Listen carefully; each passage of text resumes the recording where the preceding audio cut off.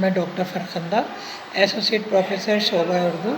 میں آج BA part 3 کے سیکنڈ پیپر رپورٹاج نگاری کا بقیہ پر اظہار خیال کروں گی. میں نے پچھلے اس میں بتایا تھا کہ رپورٹاج فرانسیسی زبان کا لفظ ہے اور انگلش میں اسے رپورٹ ایج کہتے ہیں. اردو میں جدید صنف کو رپورٹاج کہا گیا ہے.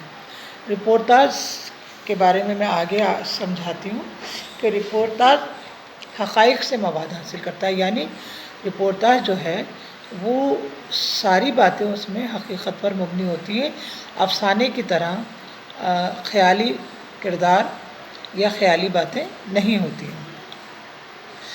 جہاں فنکارانہ تخیل اور طرز تحریر کے ذریعے ادبی خوبیاں واضح ہو جاتی ہیں.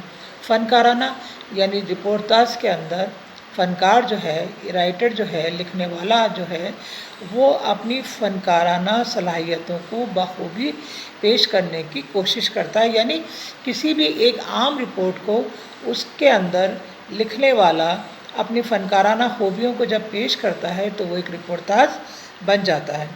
اور وہ رپورٹاج رپورٹ، صحافت، آنکھوں دیکھا حال، روداد، ڈائری، کمنٹری وغیرہ جیسی خشک اور بے لطف تحریروں سے الگ ہٹ کر نہ صرف تاریخی ورثے کی حیثیت سے اعلیٰ مقام حاصل کرتا ہے بلکہ اپنے عہد اور زمانے کی عکاسی کرتا ہے. یعنی رپورٹاج جو ہوتا ہے وہ زمانے کے عہد اور ماحول کی عکاسی، یعنی وہ زمانہ کیسا تھا، اس وقت کی سماجی اور سیاسی حالت کیا تھی، سوسائٹی میں کس طریقے کے مورل ویلیوز تھے، یہ ساری باتیں رپورٹاج میں ہمیں نظر آتی ہیں. رپورٹاج فسادات قحط،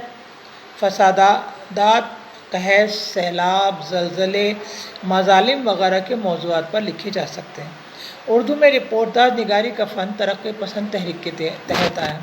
آپ سب کو معلوم ہے کہ ترقی پسند تحریک کے تحت ہمارے یہاں بہت ساری جدید اصناف کے بارے میں ہمیں بتایا گیا اور ان کو پیش کیا گیا. جیسے شاعری میں جدید نظم کا آغاز ہوا، محرر نظم کا آغاز ہوا، آزاد نظم کا آغاز ہوا. اسی طریقے سے نثر میں بھی رپورٹاج نگاری، انشائیہ نگاری، پیروڈی، گیت، سانیٹ، قطعات، ان سب کے بارے میں ترقی پسند تحریک کے ذریعے ہمیں معلومات حاصل ہوئی اور اسی کے زیر اثر یہ اصناف ہمارے یہاں اردو ادب میں آئیں. اپنے مقصد کے حصول کے لیے انہوں نے رپورٹاج نگاری کے فن کو استعمال کیا. کنہوں نے ترقی پسند تحریک کے جو بانی تھے سجاد ظہیر، انہوں نے سجاد ظہیر ترقی پسند مصنفین کے انجمن کے بانی ہونے کے ساتھ ساتھ انگریزی اور فارسی ادب سے بھی واقف تھے. انہوں نے محسوس کیا کہ رپورٹاج کو احساسات اور جذبات اور مقاصد کی ترویج و اشاعت یعنی اپنی بات کے اظہار خیال کے لیے، اشاعت کہتے ہیں پبلیکیشن کو، شائع ہونا کسی چیز کا، اور ترویج کہتے ہیں اس چیز اپنی خیالات کا اظہار جو ہوتا ہے اس کو بڑھانے کے لیے، اس کو عام آدمی تک پہنچانے کے لیے کس طریقے کی اصناف کا استعمال کیا جائے، کس طریقے کی صنف کو استعمال کیا جائے، اس کے اندر رپورٹاج نگاری ان کو سب سے زیادہ بہتر لگی. چنانچہ سجاد ظہیر نے اردو کا پہلا رپورٹاج یادیں لکھا. اس میں ترقی پسند مصنفین کی مجلس اور کانفرنس اور مقاصد کو پیش کیا گیا تاکہ عوام اسے دلچسپی کے ساتھ پڑھیں. یعنی پہلا رپورٹاج سجاد ظہیر نے یادیں لکھا. یہ یادیں ترقی پسند مصنفین کا جو پہلا اجلاس ہوا تھا، یعنی جو پہلی کانفرنس ہوئی تھی، اس کے بارے میں لکھا گیا.